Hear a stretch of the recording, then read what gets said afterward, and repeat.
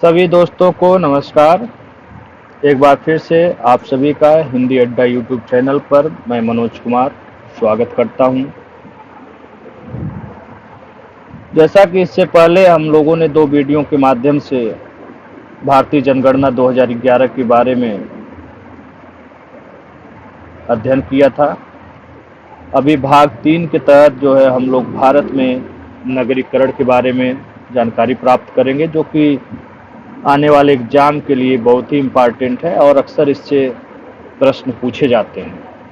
कोई भी एग्जाम हो, 2-4 प्रश्न तो रहते ही हैं, इसलिए इस पोर्शन को इग्नोर ना करें और मुश्किल से 10 से 15 मिनट 20 मिनट लगेगा और समय निकाल करके पढ़िए और उसके बाद बताइए आपको ये वीडियो कैसा लगा।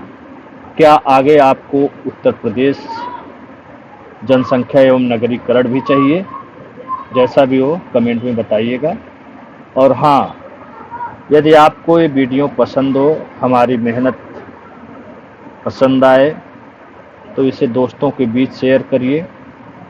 अभी कुछ संसाधनों का अभाव है, अभी आप लोग सहयोग और समर्थन करिए, फिर आगे ही जैसे बढ़ते जाएंगे वैसे ही बेहतर चीज़ें और उपलब्ध होती जाएंगी। धन्यवाद। चलिए आगे बढ़ते हैं। आज का टॉपिक है भारत में नगरीकरण। इसके तहत देखिए, पहला प्रश्न ये जानिए कि देश की कुल नगरीय जनसंख्या कितनी है। यदि ऐसा प्रश्न आता है तो आपका आंसर होगा, यदि जनसंख्या पूछता है तो 37,71,06,125 है। मिलियन में पूछेगा तो 377.1 मिलियन। प्रतिशत में पूछ देगा तो आपको पता होना चाहिए 31.1%। नेक्स्ट क्वेश्चन में चलते हैं। यदि आपसे ये प्रश्न पूछा जाता है कि 2001 की तुलना में शहरी जनसंख्या में कितने प्रतिशत की वृद्धि हुई, तो आपका उत्तर होगा 3.4%। ठीक है, चलिए ये क्वेश्चन नॉर्मली है, आप सभी को पता ही होगा, फिर भी देख लीजिए। नगरीय अधिवासी क्षेत्रों में कार्मिक दृष्टि से किन कार्यों की प्रधानता होती है? जाहिर सी बात है, नगर में गैर प्राथमिक कार्य होता है, क्योंकि वहाँ पे न तो खेती किसानी हो पाएगा और न ही मत्स्य पालन होता है। प्राथमिक क्षेत्र में कृषि, मत्स्य पालन आदि आते हैं। नेक्स्ट ये प्रश्न देखिए आया हुआ है, भारत में नगरीकरण की प्रक्रिया को अत्यधिक बल किन कारणों से मिलता है? तो जाहिर सी बात है, ग्रामीण नगरीय स्थानांतरण से। जब गांव के लोग नगर में बढ़ेंगे तो जाहिर सी बात है नगरीय प्रक्रिया को बल मिलेगा। ठीक है, अब देखिए आगे बढ़ने से पहले हम लोग देखते हैं कि शीर्ष शहरी जनसंख्या वाला राज्य कौन सा है और निम्न नगरीय जनसंख्या वाले राज्य या केंद्र शासित प्रदेश कौन कौन से है। इसमें देखिए पहला महाराष्ट्र है, शीर्ष शहरी जनसंख्या वाला राज्य। दूसरा उत्तर प्रदेश है, तीसरा तमिलनाडु है, चौथा पश्चिम बंगाल है।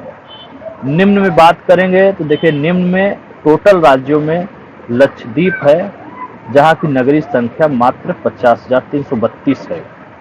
दूसरा अंडमान है। वहीं राज्यों में बात करेंगे तो पिछले वीडियो में भी आपने देखा, सिक्किम में निम्न नगरीय जनसंख्या वाला राज्य है, चौथे नंबर पर दादर नागर हवेली है। आगे बढ़ते हैं। इसी तरह शीर्ष शहरी जनसंख्या प्रतिशत वाला राज्य, ये सब प्रश्न इंपॉर्टेंट है, आए हुए हैं।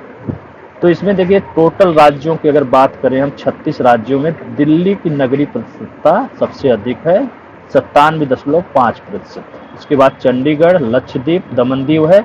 राज्यों की बात करें तो ध्यान रखिएगा, गोवा है प्रथम स्थान पर 62.2%। उसके बाद मिजोरम है 52.1%। फिर 7वें स्थान तमिलनाडु, केरल, महाराष्ट्र, गुजरात। इन चारों, पांचों, छह जो भी राज्य हैं इनका ध्यान रखिएगा, क्योंकि कभी कभी क्रम दे देता है, क्रम में मिलाने के लिए दे देता है, कौन पहला है, दूसरा कौन है, तीसरा कौन है, इसलिए इनका ध्यान रखिएगा। निम्न नगरीय प्रतिशत वाले राज्य की बात करें तो हिमाचल प्रदेश में निम्न नगरीय प्रतिशत मात्र 10% जनसंख्या निवास करती है, ध्यान रखिएगा। दूसरे पे बिहार है, तीसरा असम है, चौथा उड़ीसा है। बस इतना ही पर्याप्त है इसमें, बाकी जानकारी के लिए आप ध्यान रख सकते हैं आगे। चलिए देखिए ये प्रश्न है वर्ग सबसे पहले जानना ये जरूरी है कि वर्ग फर्स्ट के नगर क्या होते हैं, फिर मिलियन प्लस नगर क्या होते हैं, इन सब के बारे में हम लोग जानकारी करते हैं। तो वर्ग फर्स्ट के नगरीय संकुलन नगर कौन होते हैं उनके बारे में जानिए। ऐसे नगरीय संकुलन नगर जिसकी जनसंख्या 1 लाख या उससे अधिक होती है वर्ग फर्स्ट के नगरीय संकुलन नगर कहलाते हैं। भारत में इनकी संख्या 468 है। ठीक है। देश की ये इंपॉर्टेंट है, देखिए प्रश्न ये आ सकता है और आया हुआ है, ऐसे प्रश्न आते रहते हैं। देश की कुल नगरीय जनसंख्या का 70.2% यानी 264.9 मिलियन वर्ग फर्स्ट में निवास करती है।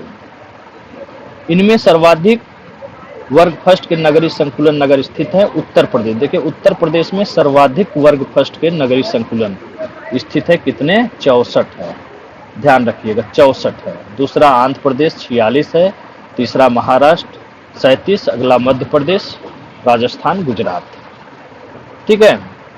अब बात करते हैं मात्र नगर निगम या समकक्ष वाले नगरीय संकुलन किसे कहते हैं और कितने हैं। ठीक है। 1 लाख या अधिक जनसंख्या वाले ऐसे नगरीय संकुलन नगर जो मात्र नगर निगम या समकक्ष क्षेत्र की जनसंख्या के आधार पर 2011 जनगणना में संगठित किए गए हैं। भारत में इनकी संख्या 497 है। ध्यान रखिएगा। देश के राज्यों में ऐसे नगरों की संख्या निम्नवत है। पहला है उत्तर प्रदेश, देखिए 64, यहाँ भी 64 है और यहाँ भी 64 है। दूसरा है पश्चिम बंगाल 61, तीसरा महाराष्ट्र 44, फिर आंध्र प्रदेश 42, तमिलनाडु। ठीक है। अब आगे बढ़ते हैं। मिलियन प्लस नगर किसे कहते हैं भाई? ऐसे नगरीय संकुलन नगर जिसकी आबादी 1 मिलियन यानी 10 लाख या उससे अधिक होता है उसे हम मिलियन प्लस नगर कहते हैं। देश में कितने मिलियन प्लस नगर हैं पूछा जाता है। ठीक है। तो ध्यान रखिएगा 53 मिलियन प्लस नगर हैं जिसमें देश की कुल जनसंख्या का 42.6% यानी 160.7 मिलियन जनसंख्या निवास करती है। ये प्रश्न पीसीएस में आ चुका है, इसका ध्यान रखिएगा। अब आते हैं 10 से 40 लाख जनसंख्या वाले नगर। तो ध्यान रखिएगा 10 से 40 लाख जनसंख्या वाले नगरीय संकुलनों की कुल संख्या 44 है। ध्यान रखिएगा इसका। चलिए आगे बढ़ते हैं। अब बात करते हैं भैया 40 लाख से अधिक जनसंख्या वाले नगर क्या होते हैं। तो कितने होते हैं? तो 40 लाख से अधिक जनसंख्या वाले कुल नगरों की संख्या भारत में कितना है? 9। इसका ध्यान रखिएगा। 9 महानगरों में देश की कुल जनसंख्या कितना प्रतिशत रहता है? वेरी इंपॉर्टेंट, 23.8% यानी 89.77 मिलियन भाग निवास करती है। अब बात करते हैं 40 लाख से अधिक जनसंख्या वाले नगरीय संकुलन हैं कौन कौन। तो देखो पहला भैया अपना मुंबई, वहां पे जनसंख्या कितना है? 18.41%। दूसरा है दिल्ली, तीसरा कोलकाता, चौथा चेन्नई, पांचवा बंगलुरु, छठा हैदराबाद, सातवां अहमदाबाद, आठवां पुणे, नौवां सूरत लास्ट में। इसका क्रम याद रखिएगा, ये पूछ देता है बीच से। अब बात देखिए यहाँ पे मात्र नगर निगम के आधार पर भी 9 महानगरों का जो अनुक्रम स्थिति है यहाँ देखिएगा। बंबई यहाँ भी है, यहाँ भी पहले नंबर पे है। मात्र नगर निगम के आधार 12.48 मिलियन है। दूसरा स्थान दिल्ली का है, तीसरा बेंगलुरु है। देखिए यहाँ पे मुंबई और दिल्ली यहाँ भी सेम है। तीसरे नंबर से यहाँ कोलकाता है तो यहाँ बेंगलुरु हो गया है। उसी तरह यहाँ चौथे पर हैदराबाद, अहमदाबाद, चेन्नई, कोलकाता, सूरत, पुणे। ध्यान रखिएगा, इससे प्रश्न पूछ सकता है। मात्र नगर निगम के आधार पर सबसे छोटा शहर पूछ सकता है, नगर पूछ सकता है, तो ध्यान रखिएगा पुणे। अब बात करते हैं मेगा सिटी। मेगा सिटी किसे कहा जाता है?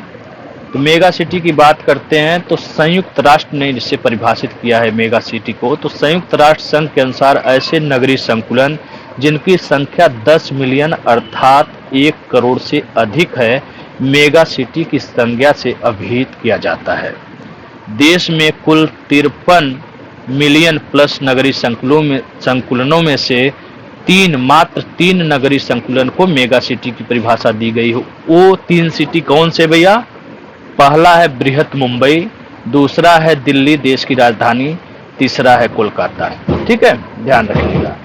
अब बात करते हैं देश के 53 मिलियन प्लस नगरीय संकुलनों नगरों में सर्वाधिक संकुलन नगर किस राज्य में है? तो ध्यान रखना उत्तर प्रदेश व केरल दोनों में 7-7 हैं। दूसरे स्थान पे महाराष्ट्र है जहां पे 6 है। तीसरे पे तमिलनाडु, मध्य प्रदेश, गुजरात तीनों में 4-4 हैं। ठीक है। अब एक देखिए एक प्रश्न ये भी इम्पोर्टेंट है, बाय द वे पूछ सकता है आपसे कि भाई ऐसा कौन सा राज्य है या राज्य हैं जिनमें कोई भी ऐसा शहर नहीं है जिसकी संख्या 1 लाख हो। तो ऐसे राज्यों में देखिए गोवा, अरुणाचल प्रदेश, सिक्किम, लक्षद्वीप, दमन दीव, दादर नागर हवेली ऐसे राज्य हैं जिसमें 1 लाख जनसंख्या वाला शहर पाया ही नहीं जाता है।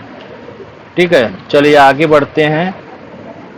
नगरीय अधिवासों के प्रकार की बात करते हैं। नगरीय अधिवासों के प्रकार और नगरीय क्षेत्र किसे कहते हैं और नगरीय अधिवासों के प्रकार कैसे जानेंगे आप? तो जनगणना विभाग द्वारा नगरों को 6 वर्गों में विभाजित किया गया है।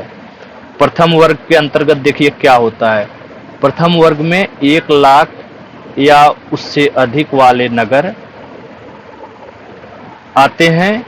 जनगणना में इन्हीं को क्या कहा जाता है? शहर कहा जाता है। द्वितीय वर्ग में 50,000 से 99,000 तक, तृतीय वर्ग में 20,000 से 50,000 तक, चतुर्थ वर्ग में 10,000 से 19,999, पंचम वर्ग में 5,000 से 9,999, लास्ट है छठा वर्ग, इसमें 5,000 से कम तक की जनसंख्या को माना जाता है। अब बात करते हैं नगरीय क्षेत्र किसे कहा जाता है। देखिए ये प्रश्न भी आता है, एक विकल्प आपको गलत दे देगा, बोल देगा निम्न से असत्य कौन सा है। ठीक है, तो नगरीय क्षेत्र की परिभाषा के अंतर्गत देखिए पहला वहां की न्यूनतम 3 शर्त पूरा होना चाहिए। पहला, वहां की न्यूनतम जनसंख्या 5,000 हो, कार्यशील पुरुषों का न्यूनतम 75% गैर कृषि कार्यों में नियोजित हो, और तीसरा शर्त है जनसंख्या घनत्व कम से कम 400 व्यक्ति प्रति वर्ग किलोमीटर हो। ठीक है, चलिए कुछ अन्य महत्वपूर्ण बिंदु इसके अंतर्गत जान लेते हैं। भारत की कुल नगरीय जनसंख्या का सर्वाधिक भाग अगर पूछता है कहाँ या किस वर्ग में, किस श्रेणी में पाई जाती है, तो आपका उत्तर होगा प्रथम श्रेणी यानी वर्ग फर्स्ट के नगरों में पाई जाती है।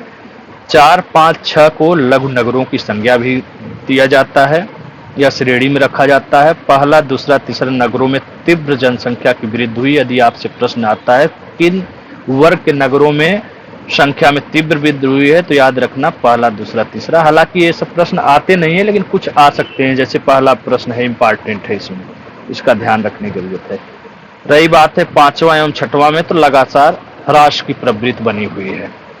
अब आइए बात करते हैं मात्र नगर निगम या समकक्ष क्षेत्र के आधार पर 9 महानगरों में किस महानगर की जनसंख्या 40 लाख से कम है। देखिए ध्यान रखिएगा, इंपॉर्टेंट प्रश्न है, अगर थोड़ा सा स्टैंडर्ड प्रश्न बनाने की कोशिश करेगा तो ये पूछ सकता है। मात्र नगर निगम के आधार पर 9 महानगरों में किस महानगर की जनसंख्या 40 लाख से कम है, तो पूरे 3.12 मिलियन है। नगरीय जनसंख्या की साक्षरता की बात करेंगे तो 84.1% है, जिसमें पुरुष 88.8, महिला 79.1%। देश का औसत नगरीय लिंगानुपात की बात करेंगे तो 929, देश का औसत नगरीय शिशु लिंगानुपात की बात करेंगे तो 905। अब बात करते हैं पश्चिमी नगरों के केंद्रीकरण की अपेक्षा पूर्वी नगर क्या हैं? बिखरे हुए हैं, यानी पश्चिमी नगर ज्यादा घना बसा है जबकि पूर्वी नगर बिखरे हुए हैं। अब बात करें देश के पश्चिमी नगरों में ग्रामीण क्षेत्रों से लघुत्तर विस्थापन होता है, यानी जो पश्चिमी भारत के पश्चिमी नगर हैं उनमें ग्रामीण क्षेत्रों के लोग कम जाते हैं या लघुत्तर विस्थापन होता है। बात करते हैं 2001-11 के दशक में भारत के नगरीकरण जनसंख्या की वृद्धि स्वतंत्रता के बाद पहली बार ग्रामीण जनसंख्या को पीछे छोड़ा है। ध्यान रखना भैया, 2001-11 दशक एक ऐसा दशक है जिसमें भारत में नगरीय जनसंख्या की वृद्धि स्वतंत्रता के बाद पहली बार ग्रामीण जनसंख्या की वृद्धि को पीछे छोड़ दिया है। ठीक है, चलिए अगला वीडियो उत्तर प्रदेश के लिए। और इसको अच्छे से ध्यान से पढ़िएगा। इसमें से कुछ न कुछ आपको ज़रूर आने वाले एग्ज़ाम में मिलने वाला है। लाभ उठाइए, एंजॉय करिए, मस्त रहिए, स्वस्थ रहिए और वीडियो को शेयर करते रहिए। धन्यवाद।